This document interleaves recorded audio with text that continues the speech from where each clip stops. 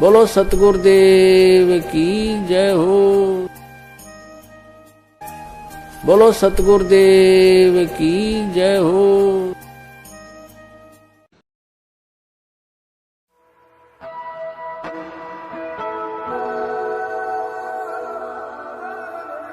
यदा यदा हि धर्मस्य ग्लानिर्भवति भारत अभ्युत्थानम् अधर्मस्य तदात्मानं सृजाम्यहम्।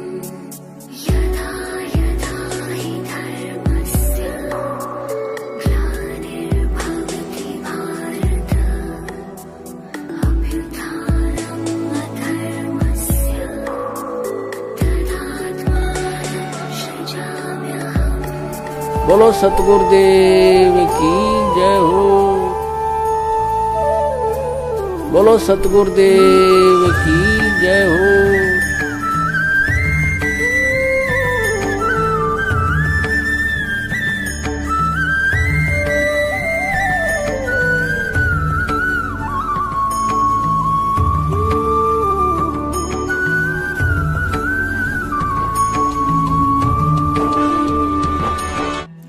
बंदी छोड़ सतगुरु रामपाल जी महाराज जी की जय हो। परमात्मा की सभी प्यारी आत्माओं को पवनदास का सत्साहेब। पुण्यात्माओं, एक समय सतलोक आश्रम बरवाला में सतगुरु रामपाल जी महाराज जी ने एक भगत की शंका का समाधान करते हुए कहा था कि बेटा, अभी भक्तों के घर बहुत दूर हैं।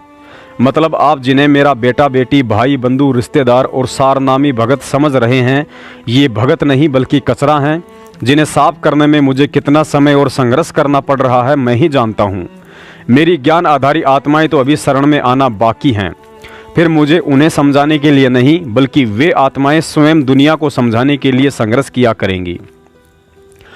और इसमें कोई संशय नहीं है कि 2014 बरवाला कांड के बाद जो आत्माएं सतगुरु रामपाल जी महाराज जी के ज्ञान और इस बरवाला कांड को समझकर तथा फर्जी नामदान केंद्रों से नाम दीक्षा लेकर गुरु गद्दार सतलोक आश्रम मैनेजमेंट की गुलामी नहीं बल्कि हिसार जेल में बैठे सतगुरु को अंतर्यामी परमात्मा मानते हुए संकल्प लेकर विश्वास के साथ घर में 3 समय की आरती, देसी घी का दीपक और मर्यादाओं में रहकर सत्संग सुनकर 5 यज्ञ कर रही हैं, क्योंकि उन्हें पता है कि बिना मजबूत भक्ति संस्कार और आत्मा के निर्मल हुए बिना नाम से जुड़ना जल्दबाजी होती है। अतः गुरुजी के जेल से आने तक ये 5 यज्ञ करते रहने से भक्ति रूपी खेत साफ हो जाएगा और जेल से बाहर आते ही परमात्मा अपनी आत्मा के उस साफ सुथरे भक्ति रूपी खेत में नाम रूपी बीज डालेंगे तो फसल अच्छे से पैदा होगी। पुण्यात्माओं, सन 1994 से 2014 तक एक संत की भूमिका में सतगुरु रामपाल जी महाराज जी को 26 वर्षों तक इतना लंबा संघर्ष अपने भक्तों के बीच केवल यह साबित करने में ही लग गया कि कबीर इज गॉड, अर्थात कबीर जी ही परमात्मा है, भगवान है। और इसमें रति भर भी संशय नहीं है कि आज हम भक्तों ने उनके अटल प्रयासों से यह तो हृदय से स्वीकार कर लिया है कि वास्तव में कबीर जी ही परमात्मा है। लेकिन ये बात आज हम में से 90% भगत भी अपनी अंतरात्मा से स्वीकार करने को कतई तैयार नहीं है कि वह कबीर परमात्मा आज स्वयं सतगुरु रामपाल जी महाराज जी ही हैं। और जब तक हम अपनी अंतरात्मा से इस बात को स्वीकार नहीं कर लेंगे कि हमारा सतगुरु कोई साधारण संत या मानुष नहीं बल्कि साक्षात कबीर है और इस पृथ्वी पर जन्म लेकर नहीं बल्कि प्रकट होकर आया है, तब तक उन्हें ऐसे ही दुखी करते रहेंगे। पुण्यात्माओं, सतगुरु रामपाल जी महाराज जी के आशीर्वाद से आज आप जो वीडियो देखने जा रहे हैं, इसे उस समय देखना जब आप अकेले हों या शांत वातावरण में हों, क्योंकि यह वीडियो यदि आपके समझ में आ गया तो आपके साथ वो घटना घटने वाली है जिसको अंजाम देने के लिए परमात्मा को यहाँ कभी सत सुकृत रूप में, कभी मुनिंद्र रूप में, कभी करुणामय रूप में, कभी कबीर रूप में, तो कभी सतगुरु रामपाल जी महाराज जी के रूप में रह रहकर आना पड़ता है। सतगुरु रामपाल जी महाराज जी ने काल सृष्टि की शुरुआत से लेकर आज तक हम जीव आत्माओं के रह रहकर परमात्मा की शरण में आने के बाद भी यहाँ से मुक्त होकर सतलोक ना पहुँच पाने के पीछे का मुख्य कारण यही बताया कि यह काल भगवान हमें परमात्मा को परमात्मा स्वीकार करने नहीं देता है। कारण चाहे तीनों गुणों के प्रभाव का हो, अज्ञानता का हो या शिक्षा के अभाव का रहा हो। हम वर्तमान कलयुग की जिस बिचली पीढ़ी में मनुष्य योनि प्राप्त करके तथा पूर्ण परमेश्वर सतगुरु रामपाल जी महाराज जी से नाम दीक्षा लेकर उनकी गोद में श्वास ले रहे हैं, ऐसे समय और ऐसे सौभाग्य की चाहत में लाखों वर्षों तक ऋषि मुनियों ने घोर साधना और तपस्या करके अपने सैकड़ों नहीं, लाखों नहीं, बल्कि करोड़ों मानव जन्म कुर्बान कर डाले, लेकिन अंततः उन्हें भी सफलता नहीं मिली जो हमें इतनी आसानी से आज उपलब्ध है। और इतनी आसानी से उस परमात्मा का हमें मिल जाना ही हमारी सबसे बड़ी कमजोरी है, क्योंकि आसानी से उपलब्ध वस्तु को लोग कम ही तवज्जो दिया करते हैं। उदाहरण के लिए, पढ़ते पढ़ते यदि आसानी से किसी की नौकरी लग जाए तो वह व्यक्ति उस नौकरी को कितनी तवज्जो देता है बताने की ज़रूरत नहीं है। और वही नौकरी यदि किसी ऐसे व्यक्ति को मिल जाए जो उसके लिए 10 वर्षों से काफ़ी प्रयासरत हो और जिसकी नौकरी प्राप्ति की आयु सीमा समाप्त होने वाली हो, आगे आप समझदार हो, बताने की ज़रूरत नहीं है। पुण्यात्माओं, भक्ति मार्ग में गुरु और गोविंद यही वो दो शब्द हैं जिनको ना समझ पाने के कारण हम युगों युगों से काल जाल में ही फंसते आ रहे हैं। और जिन महापुरुषों ने इन दोनों शब्दों के अर्थ को पहचानकर भक्ति की है, आज तक केवल उन्हीं का मोक्ष हो पाया है। गुरु जब हमें ज्ञान देता है तो अपने आप को गोविंद अर्थात भगवान से थोड़ा अलग दर्शाता है और कहता है कि गुरु तो केवल आपको परमात्मा तक पहुंचाने वाला एक एजेंट अर्थात मीडिया होता है। लेकिन दूसरी तरफ हमें गुरु गोविंद के उस भेद को मिटाने के लिए अपनी वाणियों के माध्यम से सैकड़ों उदाहरण भी देता है कि गुरु गोविंद दो नहीं भाई, और दो समझे वो दो जग जाई अर्थात नरक में जाही। लेकिन गुरु के उन गूढ़ संकेतों को और ज्ञान को आधार बनाकर कोई बिरले जन ही होते हैं जो मन क्रम वचन से अपने गुरु को साक्षात परमात्मा समझकर यहाँ से मुक्त हो पाते हैं। और इसमें कोई संशय नहीं है कि आज आप और हम वही आत्माएं हैं जो आज तक गुरु को केवल ज्ञान और भक्ति देकर भगवान तक पहुंचाने वाला एक एजेंट ही मानते आए हैं। लेकिन वो भयंकर गलती जो हम युगों युगों से करते आए हैं आज नहीं करेंगे, क्योंकि आज हमें ज्ञान नहीं बल्कि तत्व ज्ञान मिला है, और तत्व ज्ञान केवल सतगुरु बनकर स्वयं परमात्मा ही देता है। आज हमें गुरु नहीं बल्कि सतगुरु मिला है, और सतगुरु की भूमिका भी केवल स्वयं परमात्मा ही करता है। अब उस ब्लाइंड फेथ की स्थिति पर आपको लाने के लिए बहुत समय लगेगा दास को, लेकिन एक दिन आप पर हो जाएगा जब सारे प्रमाण आपके रूबरू होंगे कि हु इज गॉड, परमात्मा कौन है और कैसे मिलता है। इस साधना से जो दास दे रहा है वो किन किन को भगवान मिला है, और जिन्होंने वो भगवान मिला है तो उन्होंने उसका वर्णन क्या किया है, कैसा बताया है।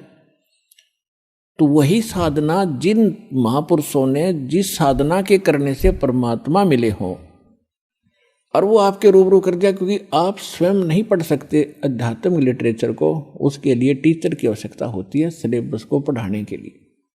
तो हमारा अध्यात्म का जो टीचर सिलेबस है ये पवित्र ग्रंथ हैं सभी धर्मों के, पवित्र बाइबल, पवित्र कुरान शरीफ, पवित्र गुरु ग्रंथ साहिब जी, पवित्र कुरान, पवित्र वेद, पवित्र श्रीमद् भगवद गीता जी। तो ये हमारे अध्यात्म मार्ग के एक सिलेबस है, पाठ्यक्रम है। और पाठ्यक्रम को गुरु यानी टीचर जान सकता है। आपको बताया कि गुरु कौन है, गुरु भगवान हो सकता है, दूसरा गुरु हो ही नहीं सकता। क्योंकि गुरु सारी सतगुरु कहो, गुरु कहो, सतगुरु इसलिए कहना पड़ गया कि नकली गुरु बने होंगे, नहीं तो गुरु शब्द पर्याप्त है। गुरु माने रास्ता दिखाने वाला, सच्चा रास्ता दिखाने वाला।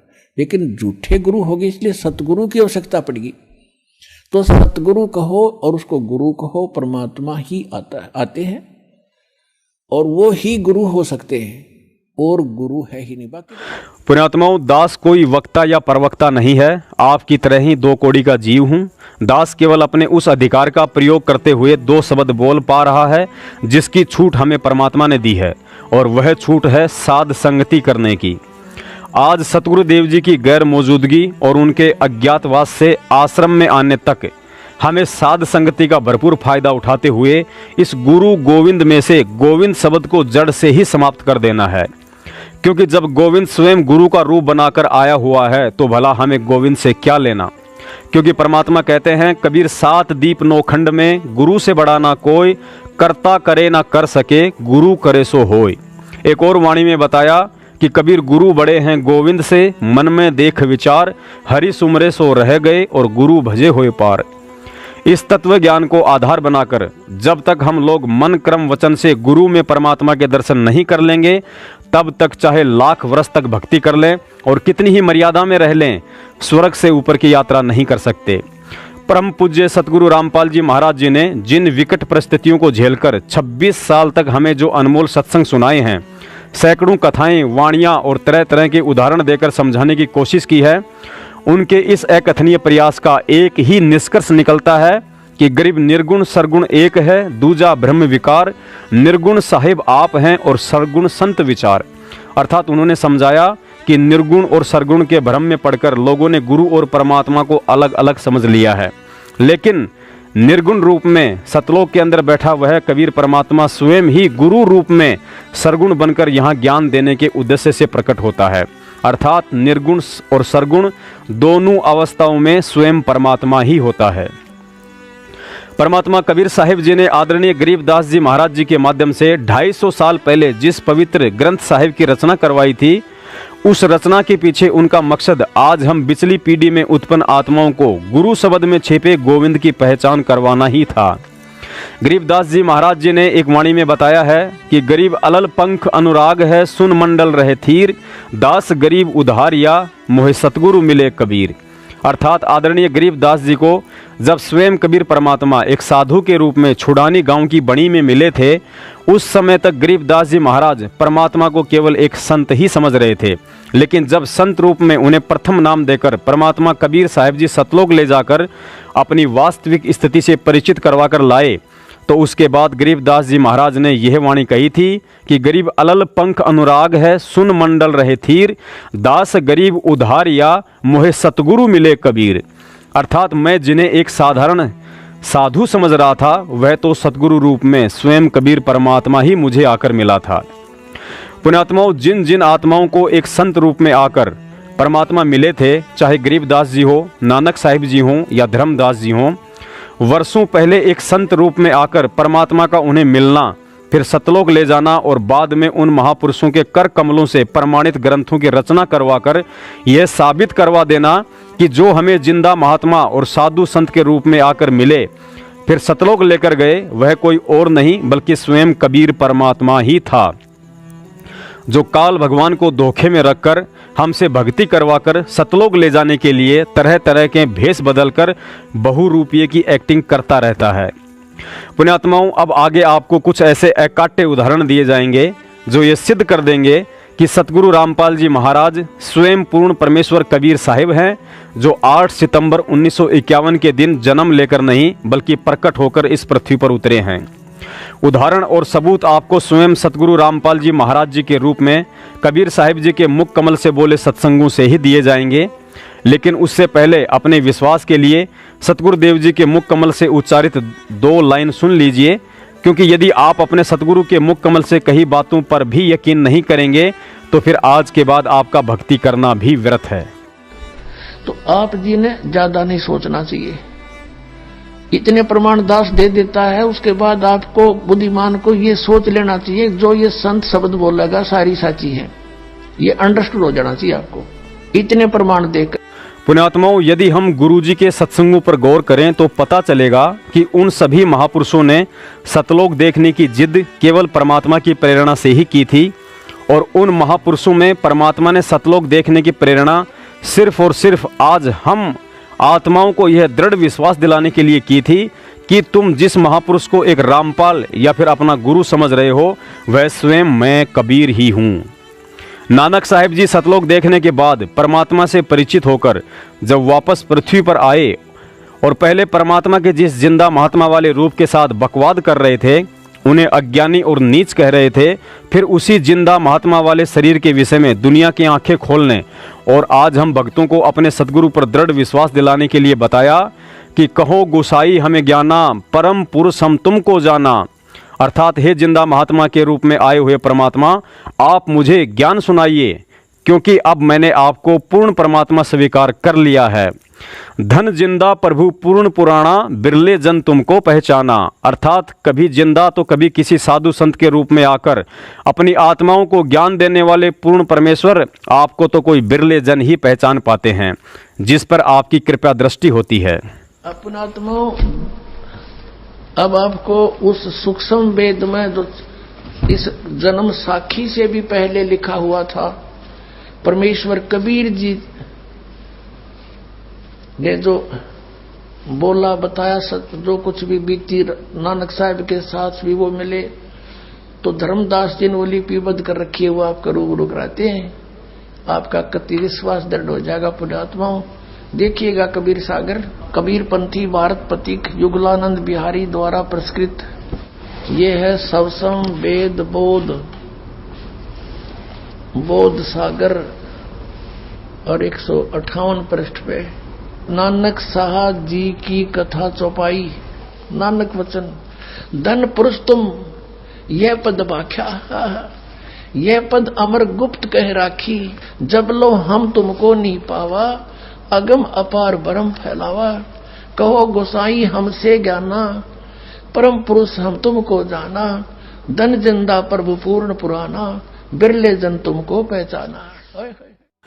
आदरणीय गरीबदास जी महाराज जी ने गुरु गोविंद के बीच की दूरी को समाप्त करते हुए अपनी अमृतवाणी में लिखा है कि तुम साहिब तुम संत हो, तुम सतगुरु तुम हंस, गरीबदास तेरे रूप बिना और न दूजा अंश। अर्थात हे परमेश्वर, आप समर्थ साहिब तो हैं ही, लेकिन संत बनकर शिक्षा भी आप स्वयं ही देते हो, सतगुरु बनकर नाम उपदेश भी आप स्वयं ही देते हो, और एक भगत का रोल करके भी आप स्वयं ही हम जीवों को सिखाते हो कि एक शिष्य की कैसी रहनी करनी और व्यवहार होना चाहिए, अपने सतगुरु के प्रति कैसा भाव और कितना विश्वास होना चाहिए। एक और वाणी के माध्यम से समझाया है कि सतगुरु पूर्ण ब्रह्म है, सतगुरु आप अलेख, सतगुरु रमता राम है, यामे मीन न मेख। पुण्यात्माओं, यदि हम अपने गुरु को सतगुरु कहकर संबोधित करते हैं और बात बात पर जयकारे लगाते हैं कि सतगुरु रामपाल जी महाराज जी की जय हो, और यदि फिर भी हम परमात्मा केवल कबीर साहिब को ही मानते हैं, तो हम सतलोक के नहीं बल्कि नरक लोक के भागी हैं। क्योंकि गरीबदास जी महाराज ने स्पष्ट कर दिया है कि सतगुरु साहिब एक शरीरा, और सतगुरु बिना न लागे तीरा। यदि आप सतगुरु और परमात्मा को अंश मात्र भी अलग अलग समझते हो कि सतगुरु रामपाल जी महाराज जी तो केवल हमारे गुरु जी हैं और परमात्मा तो कबीर साहिब हैं, उनके लिए यहाँ कहा गया है कि गुरु गोविंद दो नहीं भाई, और दो समझे वो दो जग जाही। पुण्यात्माओं, हम सब जानते हैं कि आज से 650 वर्ष पहले परमेश्वर कबीर साहिब जी काशी में प्रकट हुए थे। उनका जन्म नहीं हुआ था, लेकिन उनके 120 साल के लीलामय जीवन में उस समय जगत वालों की तो बात ही क्या करें, हम 64 लाख में से एक भगत भी यह स्वीकार करने को तैयार नहीं था कि कबीर साहिब जी प्रकट हुए हैं। जब परमात्मा अपने आप को जन्म ना लेकर प्रगट होकर आने की बात कहते थे तो लोग उनकी खिल्लियां उड़ाते थे, जिसके विषय में आदरणीय गरीबदास जी महाराज जी ने लिखा है कि गरीब मात पिता मेरे कछु नाही, ना मेरे घर दासी, और जुल्हे का सुत आण कहाया, यो जगत करे मेरी हंसी। खुद उनके मुंह बोले माता पिता नीरू नीमा जी को भी कई बार कबीर साहिब जी की उन लीलाओं के कारण पंडितों की मार खानी पड़ती थी। इसके अलावा जब कबीर साहिब जी मगहर से सतलोक जा रहे थे, तब भी हम मूर्खों ने बहुत बड़ी गुस्ताखी की थी और उन्हें एक जन्म लिया हुआ मानव शरीरधारी इंसान समझकर मुसलमान भगत तो कहने लगे कि हम उनके शरीर को कब्र में दफनाएंगे, और हिंदू भगत कहने लगे कि हम उनके शरीर का अंतिम संस्कार जलाकर करेंगे। पुण्यात्माओं, अज्ञानता में ठीक यही स्थिति आज सतगुरु रामपाल जी महाराज जी के साथ हो रही है। उन्हें अच्छे से पता था कि जब इन लोगों ने 650 वर्ष पहले मुझ कबीर को प्रकट होकर आया हुआ नहीं माना, तो आज कैसे इतनी जल्दी यकीन कर लेंगे कि 8 सितंबर 1951 को सतगुरु रामपाल जी महाराज जी का जन्म नहीं बल्कि प्रकट हुए हैं।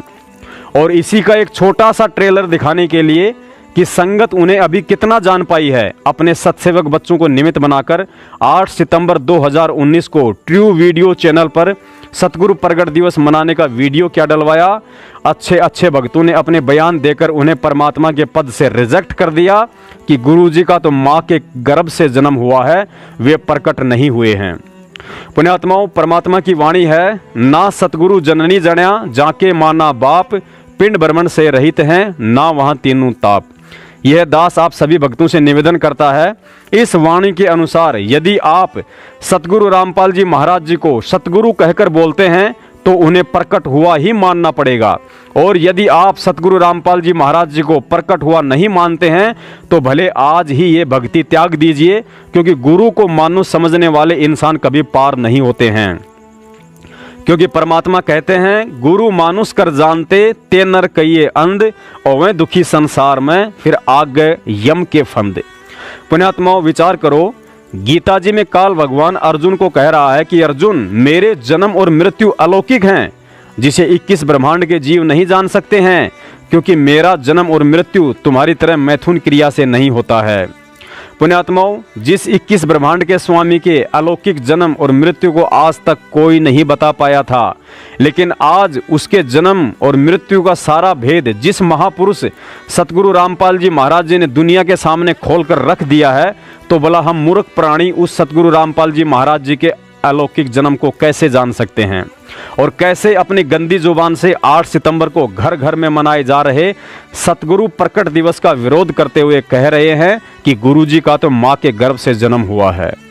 यदि आपकी नज़रों में माँ के गर्भ से जन्म लेकर आया हुआ व्यक्ति एक सामान्य इंसान और बिना माँ के गर्भ से आया हुआ भगवान होता है, तो फिर गोरखनाथ को भी पूर्ण परमात्मा का दर्जा दे दीजिए, जो कि माँ के गर्भ से नहीं बल्कि गोबर से पैदा हुए थे। फिर सुखदेव ऋषि और उन 9 नाथ 84 सिद्धों को भी पूर्ण परमात्मा मानकर पूजने लग जाइए, जो किसी माँ के गर्भ से जन्म लेकर नहीं बल्कि ब्रह्मा विष्णु महेश द्वारा त्रिगुणी प्रभाव रोकने के बाद अपनी सिद्धि शक्ति से प्रकट हुए थे। फिर तो भगवान रामचंद्र जी के गुरु वशिष्ठ मुनि जी द्वारा अपनी शब्द शक्ति से बिना माँ के गर्भ से पैदा किए कुश को भी पूर्ण परमात्मा मानकर उनकी पूजा शुरू कर दीजिए। पुण्यात्माओं, सतगुरु रामपाल जी महाराज स्वयं कबीर परमात्मा हैं और 8 सितंबर 1951 के दिन गांव धनाना, जिला सोनीपत, हरियाणा में प्रकट हुए हैं, जिसका जीता जागता प्रमाण है जय गुरुदेव पंथ के प्रवर्तक तुलसीदास जी की दिव्य दृष्टि, जिसको सतगुरु रामपाल जी महाराज जी ने स्वयं अपने मुख कमल से कहकर हम मूर्खों को समझाने की कोशिश की है। इस सत्संग में तुलसीदास जी की तरफ से स्वयं अपने सतगुरुदेव जी कह रहे हैं कि वह महापुरुष एक छोटे से गांव में प्रकट हो चुका है। पुण्यात्माओं, यह सत्संग वाला प्रमाण सुनकर स्वयं ही निर्णय कर लेना, यदि सतगुरु रामपाल जी महाराज जी 8 सितंबर 1951 में प्रकट नहीं हुए होते तो अपने मुख से इस प्रकट शब्द का अपने लिए कभी भी प्रयोग नहीं करते, लेकिन उन्होंने हम मूर्खों को समझाने के लिए स्पष्ट संकेत कर दिया है कि वह महापुरुष एक छोटे से गांव में प्रकट हो चुका है। अब उस समय इस पुण्यात्मा श्री तुलसीदास जी की दिव्य दृष्टि काम करे थी मथुरा वाले जय गुरुदेव पंथ के प्रवर्तक की, क्योंकि पिछले जन्मों का कोई ऋषि महर्षि था, और यूं फंस गया उस शिवदयाल के जो भूत बना बैठा बुक्की में, ये 5 नाम जाप करके, और यो अब इसका उस समय इसकी दिव्य दृष्टि काम करे थी, इसने उसको नो समझ माई को ना कि यू के सांग है। तो ये पिछले पुण्य कर्मों से ये क्या होता है कि ये दिव्य दृष्टि सब जगह सब समय काम नहीं करती, लेकिन इसका बहुत इस तरह की कोई भविष्य या भूत की बताता है, उस व्यक्ति की पुण्य कमाई बहुत नष्ट होती है। वैसे नहीं ऑन करनी पड़ती है उसको, ये वो सारा कुछ सिस्टम सेट करना पड़ा, जैसे कंप्यूटर सेट करा करें। तो उस समय इसका ये ओके था प्रोग्राम, इसकी दृष्टि काम करे थी, तो इसने साफ बता दी भाई वो एक छोटे से गांव में प्रकट हो चुका है। बोलो सतगुरुदेव।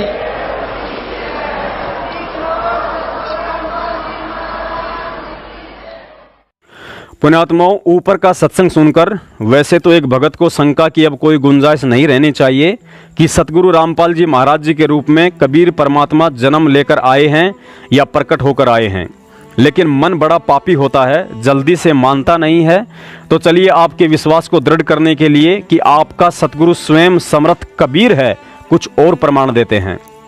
जब कबीर साहिब ने धर्मदास जी को सतलोक दिखाकर नीचे छोड़ा तो धर्मदास बड़ा चिंतित हुआ और कहने लगा कि परमात्मा, आज इस दुनिया में कितनी आग लगी पड़ी है आपको सतलोक में देखने से पहले जब मैंने आपके जिंदा महात्मा वाले रूप के साथ कितना वाद विवाद किया, अभद्रता की। आप कह रहे थे कि मैं परमात्मा हूँ और मैं मन ही मन आपको ढोंगी, पाखंडी और झूठा कह रहा था।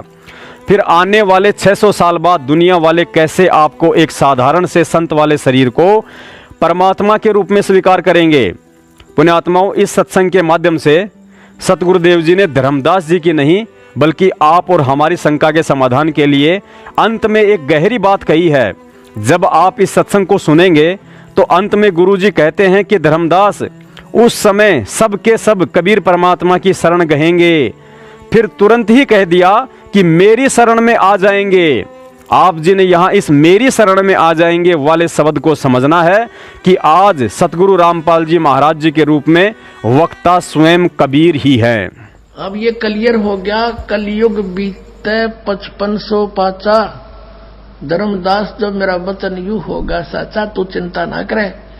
धर्मदास चिंतित हो गया था, भगवान फिर कैसे पार पड़ेगी, यो तो काल तक जुल्म कर देगा। भगवान देख सब कुछ ये अब बिगाड़ रखा इसने, भगवान का नामो निशान मिटा दिया। आप परमात्मा और आपका कितना निशान भी नहीं। तब कबीर साहब ने कहा था, बेटा डट जा, यो समय मैंने धर दिया ना, या ठीक धर दी, यो ठीक का समय आन दे। जब तक तो मेरी बात लागेंगी उठ पटांग, लेकिन यू आन दे मेरा समय एक बार। और फिर देखना पूरे कलयुग, पूरे विश्व में कबीर साहब का ज्ञान होगा, सब पंथ मिलकर एक हो जाएंगे, तब हम ही जाएंगे। अपने आत्माओं, क्या कहा मालिक ने, गहराई से समझना कि जब तक मैंने यू बताया ना समय 5500 वर्ष बीतेंगे और उस समय एक और दर रखा है तिथि बार, उसमें तब तक ते सारे संसार में आग लग रही होगी। कपट, चातुरी, खेचा ताणी, माया की दौड़, और मेरा यो वचन भी निराधार महसूस होगा। और जब वो समय आ जाएगा ना, ठीक यू ठीक है, जब ठीक का दिन आवंत, सब ही नारी नर शुद्ध तब कहते सब छोड़ देंगे कपट चातुरी। फिर यह आपस में लड़ाई, खेचा ताणी, माया की दौड़, भाई ने भाई देख के प्रसन्न नहीं, बहन भाई का झगड़ा इस माया के ऊपर कपट से बात करते हैं छल से। कहते तब तक तैयार नौकी न चलेगी कपट चातरी, तब लो। और सब संवेद निर्धार, जब तक ये दिन ठीक का नहीं आओगा तब तक ये सारे नए कपट चातरी कर्म बिगाड़े जाएंगे अपने। और फिर जब ठीक का दिन आवंत, सब नर नारी शुद्ध और कपट चातरी छोड़ शरण कबीर गहंत, के सब कबीर साहब की शरण गहेंगे, मेरी शरण में आ जाएंगे। पुण्यात्माओं, कहते हैं ज्ञानी को इशारा और तत्वज्ञानी का तो मत ही न्यारा। अर्थात तत्वज्ञानी भगत तो इशारे से पहले ही समझ जाता है कि उसका सतगुरु उसे क्या समझाना चाहता है। गुरुजी ने अपनी स्वयं की वास्तविक स्थिति और स्वरूप की पहचान करवाने के लिए हम भक्तों को धर्मदास जी और कबीर साहिब जी की वार्ता का एक और प्रकरण सुनाया कि धर्मदास जी, जब कलयुग 5500 वर्ष बीत जाएगा और ठीक का समय आएगा, उस वक्त कलयुग में सब एक हों, बरते सहज सुभाए, कहाँ उग्र कहाँ शुद्र हों, हर एक सबकी भवभीर, और सो समान समदृष्टि समर्थ सत्य कबीर। कि धर्मदास जी, जब कलयुग 5500 वर्ष बीत जाएगा, उस समय परमात्मा के वचन से सबकी बिगड़ी हुई सोच ठीक होगी और उस पंथ का संचालक स्वयं समर्थ सत्य कबीर होगा। पुण्यात्माओं, सुनिए यह सत्संग और विचार कर लेना, यदि कबीर सागर के अनुसार 5500 वर्ष बाद उस पंथ का संचालक स्वयं समर्थ सत्य कबीर ही होगा, तो फिर आज इस पंथ के संचालक सतगुरु रामपाल जी महाराज जी कौन है? घर घर बोध विचार हो, बोध माने ज्ञान, मेरे ज्ञान का घर घर चर्चा होगी और सबकी दुर्मति दूर हो जाएगी। या सब न पता लग जा क्या की खातिर डरे ढोरे हैं, कल मर जा कौन साथ चलेगा हमारे। इस ज्ञान से सब अपने आप सेट हो जाएंगे। बेटा धर्मदास, चिंता ना करे, तू आन दो ठीक वाला समय, और कलयुग में सब एक हो जाएंगे, सब एक हो जाएंगे और बरते सहज स्वभाव, सबसे प्यार से रहा करेंगे, आपस में सतयुग जैसा माहौल बन जाएगा। और कहा उग्र का शूद्र हो, उग्र मानिए डाकू चोर हत्यारे, कहते चाहे कोई भी किसाई भी हो, हर एक सब की भवभीर, यानी सब एक हो जाएंगे, 31 संसार में अलग नहीं रहेंगे। और 100 समान समदृष्टि समरथ सत कबीर, कहते वो कौन होगा? 100 समान समदृष्टि है, वो सबके ऊपर एक दृष्टि रखेगा, वो है समरथ सत कबीर। बोलो सतगुरुदेव।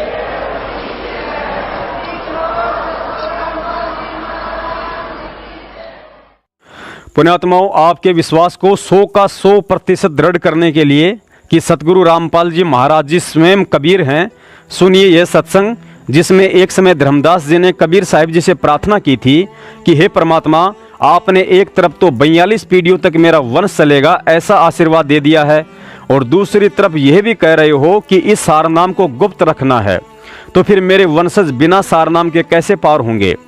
धर्मदास जी की बेचैनी को देखकर परमात्मा ने कहा कि बेटा धर्मदास, चिंता मत कर, मैं केवल यह सच्चाई तुझे ही बता रहा हूं कि 12वें पंथ में आगे चलकर मैं स्वयं ही आऊंगा और तेरी 42 पीढ़ी तो क्या पूरे विश्व को पार करूंगा। साथ ही गुरुजी ने सत्संग में यह भी संकेत दे दिया कि काल के आगे परमात्मा ने थोड़ा सा भेद रखना था कि 12वें पंथ में मेरा अंश आएगा, जबकि आए स्वयं कबीर ही हैं। कि चौथा युग जब कलयुग आई, तब हम अपना अंश पठाई। काल बंद छूटे नर लोई, सकल सृष्टि परवानिक होई। घर घर देखो बोध विचारा, सतनाम सब ठोर उचारा। 5505 तब ये वचन मेरा होगा साचा। कलयुग बीत जावे जब एता, सभी प्राणी परम पुरुष पद चेता। तो परमात्मा ने कहा था कि चौथा युग जब कलयुग आवेगा, तब हम अपना एक दास भेजेंगे। अब वहां काल के सामने परमात्मा ने कहा कि हम अपना दास भेजेंगे। और कबीर वाणी चैप्टर में परमात्मा ने धर्मदास जी से, जब धर्मदास जी घने चिंतित हो गए थे कि हे परमात्मा, आपने सतनाम और सारनाम गुप्त रख दिया और इसके बिना मोक्ष नहीं हो सकता। आपने मुझ किंकर के ऊपर दया करी दास पे, और 42 वंश भी पीढ़ी बख्श दी, मेरी वंश चलेगा। तो हे परमात्मा, सारनाम और सतनाम बिना पार नहीं हो सकते, तो मेरे बच्चे कैसे पार होंगे? ऐसे कलेजा पकड़ के बैठ गया। परमात्मा ने सोचा भाई ये घना दुखी हो गया। तो परमेश्वर ने कहा कि सुन ले, काल ने क्या कहा था?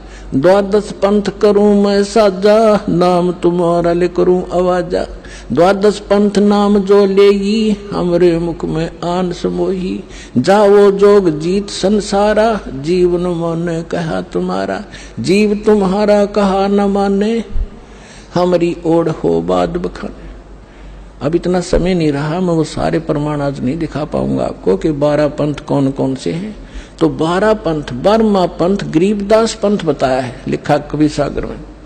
तो परमात्मा ने कहा तू चिंता ना कर धर्मदास, जब 5500 वर्ष कलयुग बीत जाएगा तब या बिचली पीढ़ी आवेगी, और बिचली पीढ़ी तक यो ज्ञान और तत्व ज्ञान और सतनाम सारनाम कति गुप्त रखना है, नहीं तो काल के दूतों का हाथ लग जाएगा, मेरा सारा मिशन खराब हो जाएगा।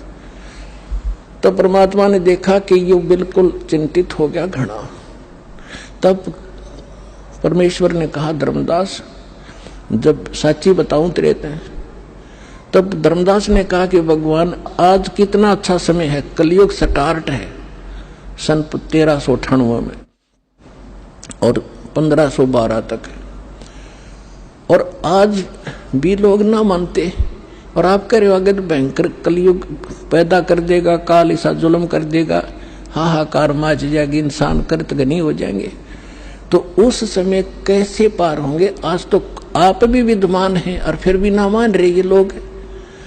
तो परमात्मा ने कहा जब 5500 वर्ष कलयुग बीतेगा और 12वां वंश चल चुका होगा इस काल का, यानी गरीबदास पंथ तक, तो उस 12वें पंथ में मैं आऊंगा स्वयं, और फिर सभी पंथों को खत्म करके एक पंथ बनाऊंगा, और सारी सृष्टि मेरा ही नाम लेगी। तेरे 42 वंश क्या सारी सृष्टि न पार करूंगा धर्मदास, इन 42 की चिंता छोड़ तू। तब उसका दिल डटा था। और काल के सामने परमात्मा ने थोड़ा सा भेद रखा कि मैं अपना अंश भेजूंगा। पुण्यात्माओं, स्वयं सतगुरुदेव जी के मुख कमल से यह अनमोल सत्संग सुनकर अब कोई शंका नहीं रह जाती है कि आज के दिन इस यथार्थ 13वें कबीर पंथ के संचालक सतगुरु रामपाल जी महाराज जी साक्षात कबीर साहिब ही हैं। दूसरा कारण यह भी है कि अपने द्वारा रची गई सृष्टि की सही सही जानकारी केवल वह परमात्मा स्वयं ही दे सकता है, अन्य कोई भी व्यक्ति उसे बताने में सक्षम नहीं होता है। इसके अलावा और भी सैकड़ों की संख्या में ऐसे ठोस प्रमाण हैं जो ये साबित करते हैं कि कलयुग की इस पिछली पीढ़ी के कबीर केवल सतगुरु रामपाल जी महाराज जी ही हैं। भारतीय संस्कृति में माता पिता का स्थान सर्वोपरि बताया जाता है। माता पिता को बच्चे का प्रथम गुरु भी कहा गया है। 21 ब्रह्मांड में जितने भी संत, महंत, मंडलेश्वर और शंकराचार्य हैं, सभी ने माता पिता के आशीर्वाद को ही अपनी सफलता का श्रेय दिया है, क्योंकि ये सब के सब जीव हैं और माता पिता से ही उत्पन्न होते हैं। लेकिन परमेश्वर कबीर साहिब जी का भक्ति मार्ग 21 ब्रह्मांड के स्वामी और उसके अधीन शंकराचार्यों की सोच और विधान के एकदम विपरीत है, क्योंकि परमात्मा पर वही वाणी फिर से चरितार्थ होती है कि ना सतगुरु जननी जण्या जाके माना बाप, पिंड ब्रह्मंड से रहित हैं वहाँ ना तीनों ताप। कबीर साहिब जी के बाद आज इस पृथ्वी पर सतगुरु रामपाल जी महाराज जी ही ऐसे पहले सतगुरु हैं जिनके माता पिता जमीन पर लेटकर उनके चरणों में दंडवत प्रणाम करके आशीर्वाद लिया करते थे। अर्थात स्वयं कबीर साहिब जी के अलावा अपने माता पिता को आशीर्वाद देने की हिम्मत 21 ब्रह्मांड का स्वामी हो या उसका कोई बड़े से बड़ा संत हो कदापि नहीं कर सकता है। पुण्यात्माओं, कुछ भगत भाई बहनों को शंका है कि चलिए मान लेते हैं सतगुरु रामपाल जी महाराज स्वयं कबीर परमात्मा हैं और 8 सितंबर 1951 में प्रकट हुए हैं, तो फिर उन्होंने शादी करके स्त्री भोग क्यों किया? क्योंकि स्त्री भोग करने वाले को कबीर नहीं कहा जा सकता है।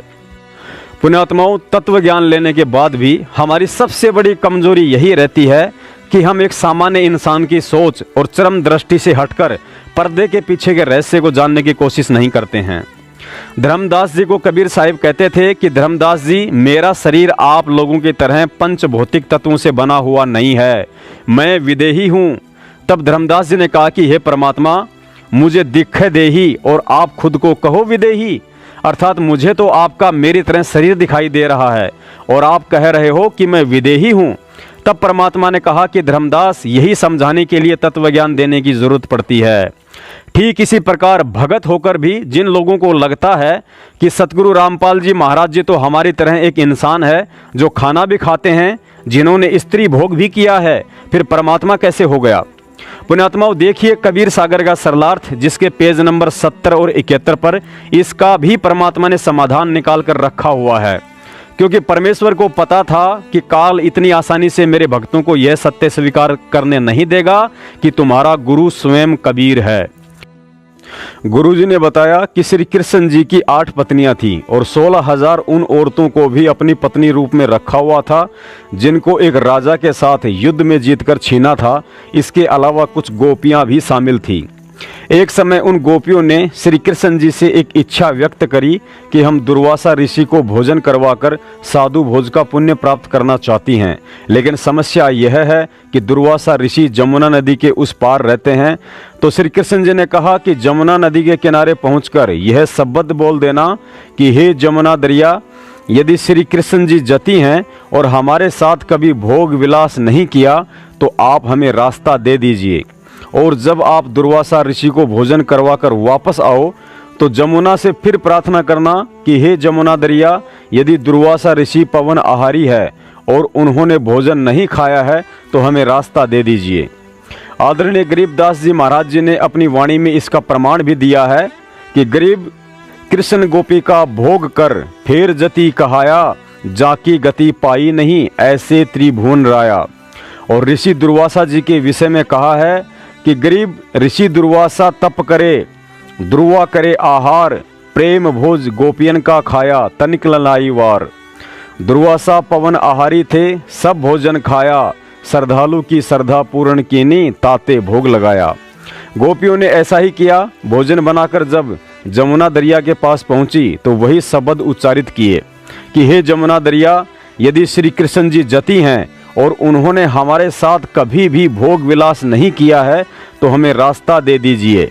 ये कहते ही जमुना दरिया का पानी घुटनों तक रह गया। गोपियों ने दरिया को पार किया और सोचने लगी कि ये कैसे हो सकता है, जबकि श्री कृष्ण जी ने तो हमारे साथ अनेकों बार भोग विलास किया है।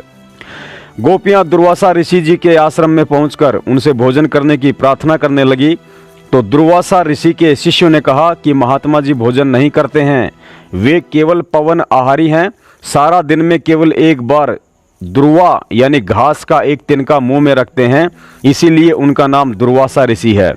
लेकिन ज़्यादा विनय करने पर दुर्वासा जी ने उन गोपियों के सामने ही सारा भोजन खा लिया। सर्वे गोपियाँ खुशी खुशी वापस आई, तो जमुना दरिया अपने फुल आवेग पर बह रही थी। तभी गोपियों को श्री कृष्ण जी की बात याद आई और उन्होंने कहा कि हे जमुना दरिया, यदि श्री दुर्वासा ऋषि पवन आहारी हैं और उन्होंने हमारा भोजन नहीं खाया है, तो हमें रास्ता दे दीजिए। उसी समय जमुना दरिया घुटनों तक रह गई और गोपियों ने दरिया पार कर ली और सोचने लगी कि ये कैसे हो सकता है, जबकि दुर्वासा ऋषि ने तो हमारी आंखों के सामने सारा का सारा भोजन खाया है। पुण्यात्माओं, यह कोई बनावटी कहानी नहीं है, बल्कि इस बात को श्री कृष्ण भगत भी अच्छे से जानते हैं कि इसका प्रमाण हमारे शास्त्रों में कहाँ लिखा हुआ है। सतगुरुदेव जी ने बताया कि जति दो प्रकार से होते हैं। पहला जति वह होता है जो किसी भी स्त्री के साथ भोग नहीं करता है, और दूसरा जति वह होता है जो केवल अपनी पत्नी के अलावा अन्य किसी औरत के साथ भोग नहीं करता है। तो पुण्यात्माओं, इस तत्व ज्ञान आधार से विचार करो, जब श्री कृष्ण जी 16,000 औरतों का भोग करने के बाद भी जति कहला सकते हैं, जिसकी साक्षी स्वयं जमुना दरिया थी, और दुर्वासा ऋषि जो गोपियों के सामने सारा भोजन खाकर भी पवन आहारी कहलाए, जिसकी साक्षी भी स्वयं जमुना दरिया बनी थी, तो हमारे सतगुरु रामपाल जी महाराज जी तो ज्ञान और समर्थता में श्री कृष्ण जी और दुर्वासा जी से करोड़ों गुना अधिक समर्थ हैं। फिर वे शादी करके भी जति और भोजन करके भी पवन आहारी क्यों नहीं हो सकते हैं। पुण्यात्माओं, तत्व ज्ञान वाली आंखें प्राप्त करके यदि आज भी हम हाथ आए भगवान को ना पहचान कर धोखा खा जाएंगे, तो धिक्कार है हमारे भगत होने पर। फिर हमसे तो वह सूरदास लाख गुना अच्छा था, जिसने अंधा होने के बावजूद भी अपने अंतःकरण वाली आंखों से भगवान को पहचान लिया था। पुण्यात्मा एक अंधा था और बड़ा भक्त था।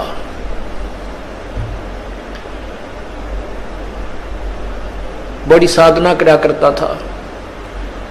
एक बार उसको दस्त लग गए, पेचिस लग गए, उसको लूज मोशन हो गए, और लूज मोशन इतने हो गए, उम्र भी उसकी अच्छी हो गई थी 60-70 के आसपास, इतने लूज मोशन हो गए कि वो समझ गया ना कोई दवाई काम करे। तो उसको पता लग गया कि अब तेरा जाने का टाइम आ गया है, अब नहीं रह पाएगा। इस दृष्टिकोण से उसने सोचा यहाँ क्यों दुखी करा, कोई एक आधा व्यक्ति टूटा फूटा हुआ है, यो को कपड़े धोने में लग गया रहा। तो उसने सोचा कि जंगल में जाकर के शरीर को त्याग दूंगा, वहीं मर जाऊंगा, 1-2 दिन में भूखा प्यासा, दस्त लगी रहे हैं, खत्म हो जाऊंगा, और वहां इस 100 को कोई पशु पक्षी खा पी लेंगे, उसको उनका उद्धार हो जाएगा। इस दृष्टिकोण से वो महात्मा जंगल में बहुत गहरा चला गया, बहुत गहरा, और मेन रास्ते से भी हटकर जानबूझकर ऐसे सर्प तरफ निकल गया, नो लाठी के लालू का कुत्ती जंगल के बीच में, वहां कहीं आसपास कुछ भी को ना, वहां जाकर बैठ गया।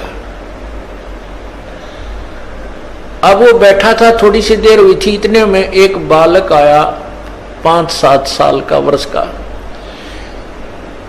उसने कोई आधा घंटा होया होगा बैठे ने। वो कहने लगा, बाबा आपको लगता है आप बीमार हो? कहाँ भाई बीमार हूं बेटा। आप कहाँ से आ गए? यहाँ बच्चे को बोला है, बोला यहाँ हमारा मकान है, यहाँ हमारी आश्रम है, हमारा घर है यहाँ पर थोड़ी सी दूरी पे, और बाबा ले ये खिचड़ी खा ले, आपको दस्त लगे हैं, मेरी माँ ने बना के दी है रोटी, खा अब खिचड़ी खा ले। वो बोला, ओ बेटा ला भूख लगी है। अब बाबा उस सूरदास ने वो खाना खा लिया, खिचड़ी खा ली। वो खिचड़ी खाते ना दस्त रहे और पेट भी भर गया। तो उसने शुक्र मनाया, परमात्मा बड़ी दया करी आपने, हे परमात्मा आप यहाँ भी साथ है। देख कितना छोटा आदमी को यहीं पर आपके बच्चों ने मेरी सेवा कर दी। ये सोच के अग भाई चल भगवान की है रजा है और जीवन देंगे तो इसका भजन करेंगे, ठाओगे तो चल इसके लोक में जाओगे, हमारे दोनों हाथों में लड्डू हैं। तो इतने में कुछ देर में वहां उस लीला परमात्मा की ये भेड़ बकरियां वाले आ गए और उनकी एक भेड़ बकरी की तरह लगी। उसने ढूंढते ढूंढते उस घोर जंगल में पहुंच गए। वो बाबा जी लौट रहे वहां पर। वो कहने लगे महात्मा तू यहाँ कैसे आ गया? वो बोला भाई आ गया, मैं ऐसे ऐसे बीमार था और यहाँ एक भगवान आत्मा का घर है, उसने बिरानी की ऐसी दया करी, कोई खिचड़ी सी बना के दी, मैं ठीक हो गया, मेरे दस्त लाग रहे थे। वो गडरिये जो थे वो उसके मुंह का ना देखे महात्मा उस सूरदास के मुंह की तरफ कि क्या कह रहे हो, यहाँ कौन है, किसका घर है। और उसके पास क्या था, वो जो प्लेट लाया था, थाली जिसमें खिचड़ी लाया था डाल के, जब उस महात्मा ने वह खिचड़ी खा ली, वो आवाज लगा रहा था बेटा अपनी यह थाली ले जा, बेटा थाली ले जा। उधर से वो गडरिये आगे, जब वो रट लगा रहा था तो गडरिये बोले बाबा किसको आवाज लगा रहा है तू? बोला भाई यहाँ कोई एक घर है और उन्होंने ये खिचड़ी बना के भेजी थी बेटा, उनकी थाली, वो बालक था ना ले गया होगा थाली, ये थाली को उनको ले जाएंगे अपनी।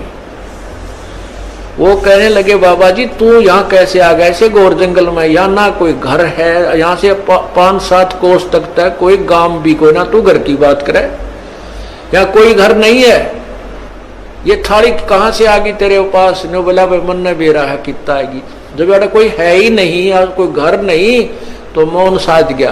को हे भगवान, हे परमात्मा आप यहां भी साथ। अब क्या होता है, वो बाबा जी उठकर चल पड़ा। अक भाई चले जहां ले जाएगा वहीं चलते हैं। अब चलते चलते वो जा रहा था कि आगे एकदम गड्ढा था। वो गड्ढा ऐसे स्टाइल में था जय वो स्पीड उसकी इतनी थी बाबा जी की कि वो लाठी थोड़ी टेका था, कदम गणे दर था। इसी उमंग सी हो रही थी, कोई है भगवान आज मेरा जीवन दान कर दिया भगवान, इस उमंग में चल रहा था। तो ज्यों ही वो गड्ढे में गिरने को गया तभी एक व्यक्ति ने उसका हाथ पकड़ के और उल्टा ले लिया।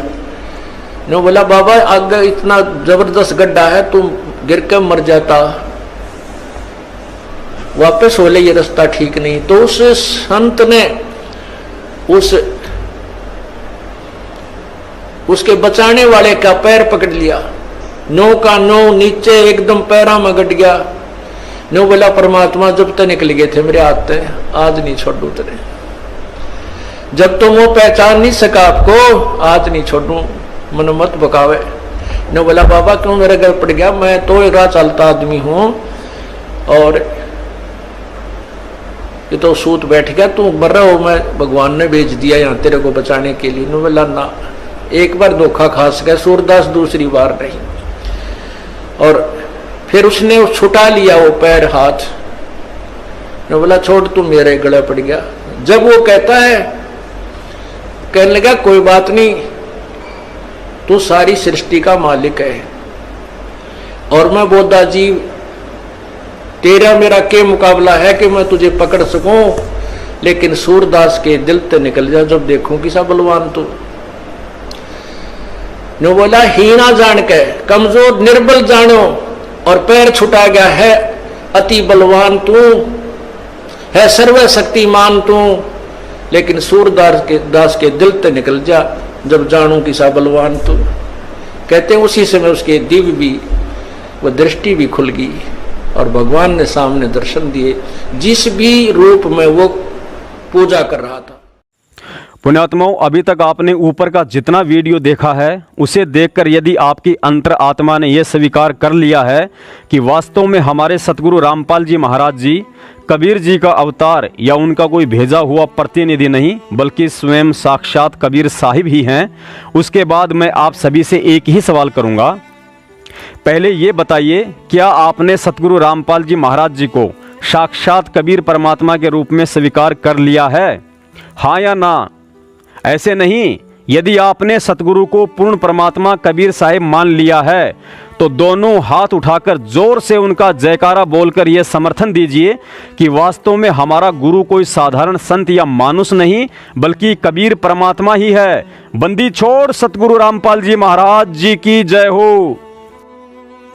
पुण्यात्माओं, दया परमेश्वर जी की, जो हम सब की आत्माओं ने आज उन्हें केवल एक गुरु ही नहीं बल्कि परमात्मा के रूप में स्वीकार कर लिया है। और आप भक्तों से मेरा सवाल है, यदि आपने अपने सतगुरु को कबीर जी मान लिया है कि कबीर जी कोई और नहीं बल्कि मेरे स्वामी सतगुरु रामपाल जी महाराज जी के रूप में 8 सितंबर 1951 के दिन प्रकट होकर पूरी दुनिया को तत्व ज्ञान देकर भक्ति की ओर अग्रसर कर रहा है, तो फिर मेरा सवाल यही है कि हर साल जून के महीने में लाखों की संख्या में रोहतक और जबलपुर में आप लोग कौन से कबीर का प्रगट दिवस मनाते हो? उस कबीर साहिब का जो आज से 622 वर्ष पहले काशी में प्रकट हुआ था, या उस कबीर साहिब का जो 8 सितंबर 1951 को हरियाणा में पुनः प्रकट होकर दुनिया को तत्व ज्ञान दे रहा है? बताइए बताइए भाई साहब, खामोश क्यों हो गए? यदि आप हर साल रोहतक और जबलपुर में या कहीं भी इकट्ठे होकर 622 साल पहले वाले कबीर साहिब का प्रगट दिवस मनाते हैं तो इसका सीधा सा मतलब है कि आपने अभी तक अपने सतगुरु को एक संत और परमात्मा केवल 622 साल पहले वाले कबीर जी को ही मान रखा है, इसीलिए तो आप उनका प्रगट दिवस मनाते हैं। और यदि आपने अपने सतगुरु को अपनी अंतरात्मा से कबीर साहिब स्वीकार कर लिया है तो फिर हर साल 8 सितंबर के दिन वर्तमान के कबीर सतगुरु रामपाल जी महाराज जी का प्रगट दिवस ना मनाकर काशी वाले कबीर साहब का प्रगट दिवस क्यों मनाते हैं? क्या आप भक्तों की दृष्टि में कबीर साहिब भी दो हैं? पुण्यात्माओं, यही वो भेद और ज्ञान है जिसको समझाने के लिए परमात्मा ने भिन्न भिन्न रूप धारण करके यहाँ संघर्ष करना पड़ता है, लोगों का भला बुरा सुनना पड़ता है, जेल में बंद होकर यातनाएं सहन करनी पड़ती है, क्योंकि हम वक्त गुरु को परमात्मा नहीं मानते हैं और वक्त गुरु को परमात्मा माने बिना हम लाख जन्म भी सतलोक नहीं जा सकते हैं। पुण्यात्माओं, गुरु जी बार बार अपने सत्संगों में कहते हैं कि बच्चों, ये कोई डूम भाट के गीत नहीं बल्कि पूर्ण परमात्मा का दिया हुआ ज्ञान है। और इस ज्ञान को आधार बनाकर आज हमने स्वयं ही इस निष्कर्ष पर पहुंचना पड़ेगा कि पूर्ण परमात्मा जब सतयुग में सत्सुकृत नाम से आए तो सत्सुकृत वाले रूप को त्रेता युग में ना ही तो माना गया और ना ही मनाया गया, क्योंकि त्रेता युग में परमात्मा मुनिंद्र जी के रूप में आए थे। ठीक इसी प्रकार पूर्ण परमात्मा जब त्रेता युग में मुनिंद्र ऋषि के रूप में आए तो द्वापर युग में उनके मुनिंद्र वाले रूप को ना ही तो माना गया और ना ही मनाया गया। ठीक इसी प्रकार जब परमात्मा द्वापर युग में करुणामय ऋषि के रूप में आए तो 650 साल पहले कलयुग में उनके करुणामय ऋषि वाले रूप को ना ही तो माना गया और ना ही मनाया गया। ठीक इसी प्रकार वह परमात्मा 650 साल पहले कलयुग की प्रथम पीढ़ी में कबीर साहिब के रूप में आए थे, तो फिर आज 1997 के बाद कलयुग की इस बिचली पीढ़ी में 650 साल पहले वाले कबीर को क्यों माना और मनाया जा रहा है? जबकि आपको इस बात का अच्छे से पता है कि इस समय वह परमात्मा सतयुग, त्रेता, द्वापर और कलयुग की तरह अपने रूप का रूपांतरण करते हुए सतगुरु रामपाल जी महाराज जी के स्वरूप में साक्षात हमारी आंखों के सामने विद्यमान है। और यदि उनके साक्षात सामने होते हुए भी यदि हम उनके काशी वाले स्वरूप का ही हर साल मेला लगाकर प्रगट दिवस मनाते रहेंगे तो वह कितना सुखी और कितना दुखी होगा, अपनी सोच और ज्ञान का मूल्यांकन आप जी स्वयं ही कर लेना। पुण्यात्माओं, तत्व ज्ञान का इतना खजाना लुटाने के बाद वह सतगुरु कभी कहेगा नहीं कि मैं कबीर हूं, और इस ज्ञान से हम उन्हें कबीर ना मानकर जब तक 650 साल पहले वाले कबीर जी का ही प्रगट दिवस मनाते रहेंगे तब तक हम नादान वर्तमान के कबीर सतगुरु रामपाल जी महाराज जी को यूं ही दुखी करते रहेंगे। उदाहरण के लिए, एक महिला का अपने पति से किसी कारणवश तलाक हो जाता है और वह किसी अन्य पुरुष से दूसरी शादी कर लेती है। अब यहाँ विचार करें, किसी दूसरे पुरुष से शादी हो जाने के बाद भी यदि वो महिला अपने पहले वाले पति का वर्तमान पति के सामने जन्मदिन मनाती है तो खुद ही विचार करना कि उसका वर्तमान पति उसकी इस क्रिया से दुखी होगा या खुश होगा। और क्या ऐसी औरत को पतिव्रता औरत का दर्जा दिया जा सकता है? बिल्कुल नहीं। हम सब जानते हैं कि हमारी गलती के कारण 650 साल पहले हमारे पति परमेश्वर ने हमें अपने से अलग कर दिया था, अर्थात तलाक दे दिया था। और अर्जुन सर्जुन के माध्यम से यह भी संकेत दे दिया था कि बच्चों, तुमने अपनी नादानी के चलते मेरे अंदर दोष देख लिया है, अतः अब तुम मेरे इस कबीर वाले शरीर से मोक्ष प्राप्त नहीं कर सकते हो। क्योंकि रहीमन धागा प्रेम का मत तोड़ो चटकाए, और टूटे से फिर ना जुड़े, जुड़े तो गांठ पड़ जाए।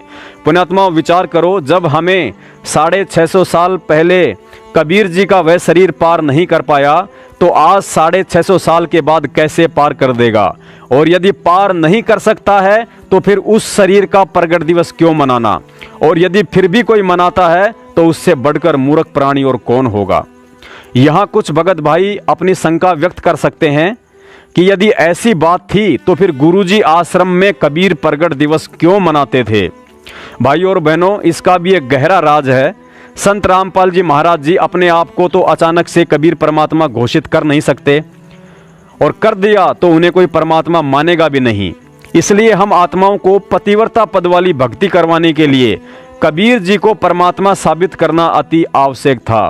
क्योंकि कबीर जी को परमात्मा साबित किए बिना 3 लोक के प्रधान ब्रह्मा विष्णु महेश और अन्य देवी देवताओं से हमारी कभी भी आस्था नहीं हट सकती थी।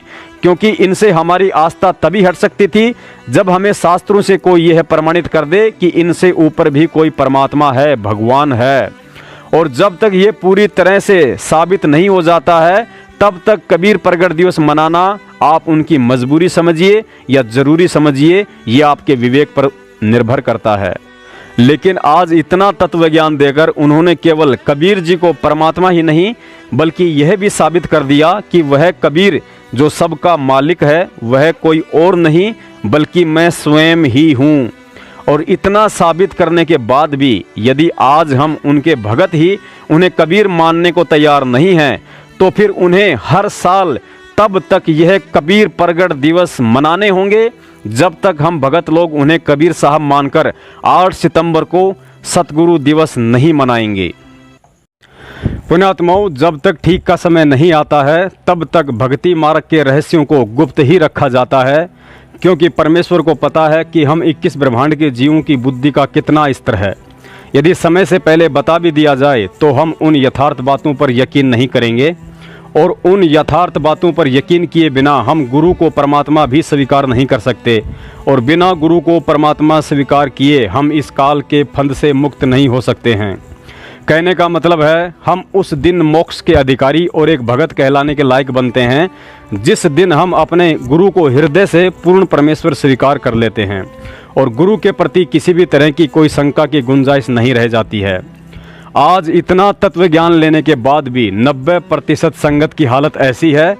यदि हमें हरियाणा का कोई व्यक्ति ट्रेन में मिल जाए और ज्ञान चर्चा करते करते कह दे कि भाई तू किस रामपाल ने भगवान बतावस है, मैं उसने अच्छे से जानू सूँ, उसी के गांव का सूँ, क्यों ज़बरदस्ती उसने भगवान बनाने लाग रहा से, रोज़ बीड़ी के सट्टे मारा करता मेरे साथ, कदे कदे तो दारू भी पी लिया करता था। बस इतना सुनते ही हमारे मन में खलबली शुरू हो जाती है कि यह व्यक्ति सही कह रहा है या गलत, गुरुजी के गांव का है, झूठ क्यों बोलेगा। कहने का मतलब है गुरुजी ने हमें 26 साल तक दिन रात एक करके जिस ज्ञान और भगवान को प्रमाणित करके दिखाया, हमारे साथ सैकड़ों चमत्कार किए, ऐसे ऐसे आत्मिक, आर्थिक और आध्यात्मिक सुख दिए जो भगवान के अलावा अन्यत्र कहीं से मिल ही नहीं सकते।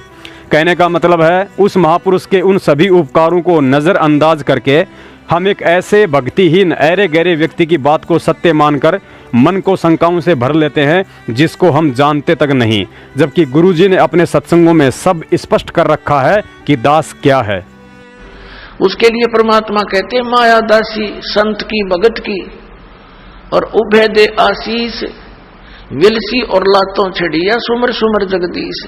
जब हम परमात्मा की शरण में आ जाएंगे, सतनाम का, सच्चे नाम का जाप करेंगे, ये माया आपके चारों तरफ पड़ी रहेगी, लेकिन फिर हमने इसकी आवश्यकता ना रहे। अब जैसे हम शराब पीते थे, बीड़ी पीते थे, यानी दास नहीं पीता था, उसे बता रहा हूं, बीड़ी बाड़ी कभी नहीं पी। पुण्यात्माओं, यह कबीर साहिब जी का अद्वितीय आध्यात्मिक मार्ग है। इस पर कोई बिरला और सूरमा भगत ही चलने की हिम्मत कर सकता है, जिस पर स्वयं कबीर साहिब जी की युगों युगों से कृपा दृष्टि होती आ रही हो।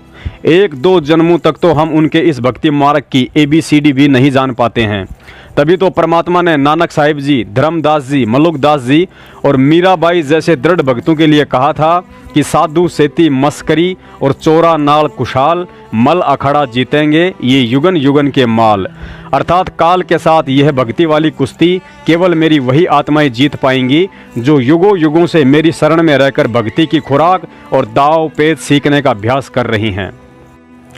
और पुण्यात्माओं, 100% सत्य मान लेना, यदि आज के बाद आप अपने स्वामी सतगुरु रामपाल जी महाराज जी को वर्तमान का कबीर ना मानकर, यदि 650 साल पहले वाले कबीर को ही परमात्मा समझकर अगली बार 2020 में या निकट भविष्य में कभी भी उनका प्रगट दिवस मनाते हैं, तो वे युगों युगों से भक्ति की खीर खाने वाली आत्माएं आप तो बिल्कुल भी नहीं हो सकती हैं। और सतलोक जाने की बात तो दूर, आप कभी सौपन में भी उस अमरलोक के दर्शन नहीं कर सकते। कुछ भगत कहते हैं, यदि ऐसी बात है तो फिर संत रामपाल जी महाराज जी ने अपने गुरु स्वामी राम देवानंद जी महाराज का सतगुरु दिवस क्यों नहीं मनाया। पुण्यात्माओं, इसमें भी बहुत गहरा राज है। गुरुजी अपने सत्संगों में परमात्मा का विधान बताते हैं कि इस पृथ्वी पर एक समय में केवल एक ही सतगुरु हो सकता है। पुण्यात्माओं, समझदार को संकेत ही काफी है।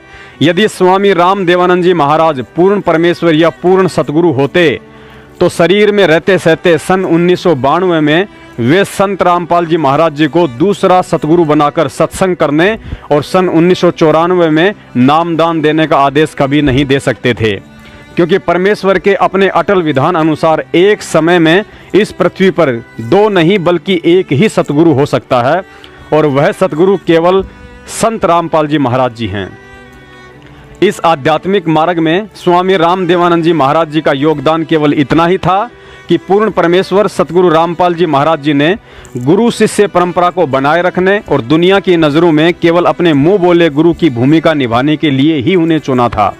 जिस प्रकार काशी में कबीर साहिब जी ने रामानंद जी को चुना था, क्योंकि सच्चे सतगुरु की भूमिका केवल पूर्ण परमेश्वर स्वयं ही कर सकता है।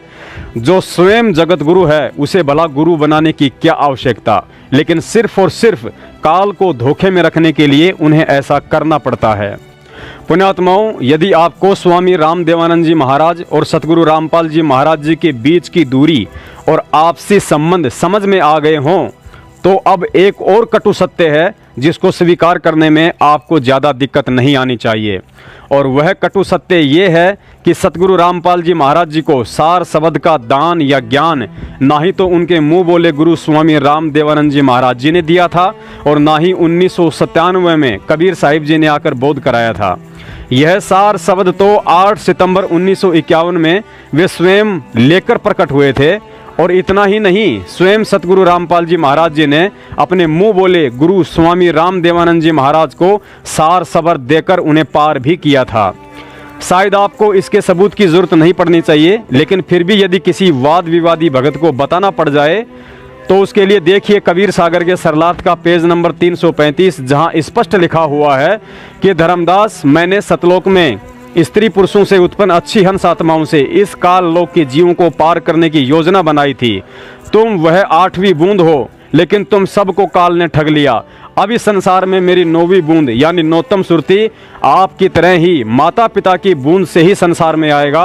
वह मेरा निज वचन होगा जो सार शब्द लेकर जन्मेगा, और उससे नाम दीक्षा लेने वाले जीव को काल बलि रोक नहीं पाएगा। पुण्यात्माओं, यहाँ आपको यह बात पढ़कर थोड़ी शंका हो सकती है कि इस पेज पर तो यह भी लिखा हुआ है कि वह मेरा निज वचन होगा जो माता पिता की बूंद से जन्म लेगा। पुण्यात्माओं, यहाँ माता पिता की बूंद से जन्म लेकर आने वाला प्रकरण कबीर साहिब जी ने काल को उसी तरह धोखे में रखने के लिए धर्मदास जी से लिखवाया था, जिस प्रकार पहले आपने वीडियो में देखा, जिसमें कबीर साहिब जी ने कहा था कि धर्मदास, 12वें पंथ में मैं स्वयं ही आऊँगा, लेकिन दूसरी तरफ काल को धोखे में रखने के लिए यह भी कह दिया था कि मेरा अंश आएगा, क्योंकि यथार्थ 13वें कबीर पंथ में आकर साक्षात कबीर के अलावा करोड़ों अरबों जीवों को पार करने की औकात इस सृष्टि में किसी अन्य पुरुष की हो ही नहीं सकती है।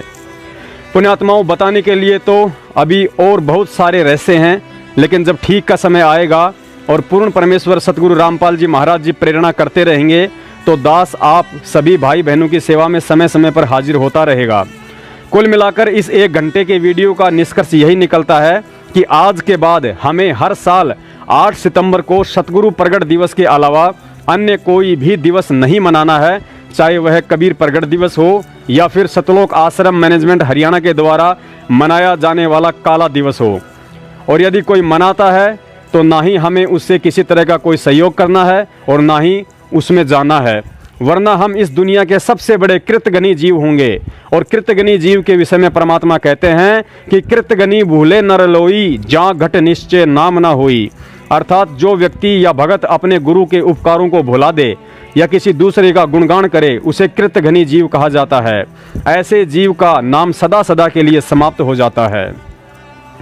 और पुण्यात्माओं, विचार कर लेना, यदि आपको ज्ञान सतगुरु रामपाल जी महाराज जी ने दिया है, यदि आपको नामदान सतगुरु रामपाल जी महाराज जी ने दिया है, यदि आपको 100 सुख सतगुरु रामपाल जी महाराज जी ने दिए हैं, यदि आप बात बात पर चिंतन और मनन सतगुरु रामपाल जी महाराज जी का करते हैं, यदि संध्या आरती के अंत में आप अपना गुरुदेव भगवान सतगुरु रामपाल जी महाराज जी को कहते हैं, यदि आपकी पहचान आपके सतगुरु रामपाल जी महाराज जी के कारण है, यदि आप सत्संग सतगुरु रामपाल जी महाराज जी का सुनते हैं, कहने का मतलब है इतना सब कुछ यदि आपको सतगुरु रामपाल जी महाराज जी ने ही दिया है और आज भी दिल खोल कर दे रहे हैं, उसके बाद भी यदि आप भगवान केवल कबीर साहिब को मानकर हर साल उनका प्रगट दिवस मनाते हैं तो भगत होकर भी आपसे बड़ा कृतघ्नी जीव अर्थात एहसान फरामोश इंसान और कोई नहीं होगा और सदा सदा के लिए आप अपना नाम समाप्त करने जा रहे हैं।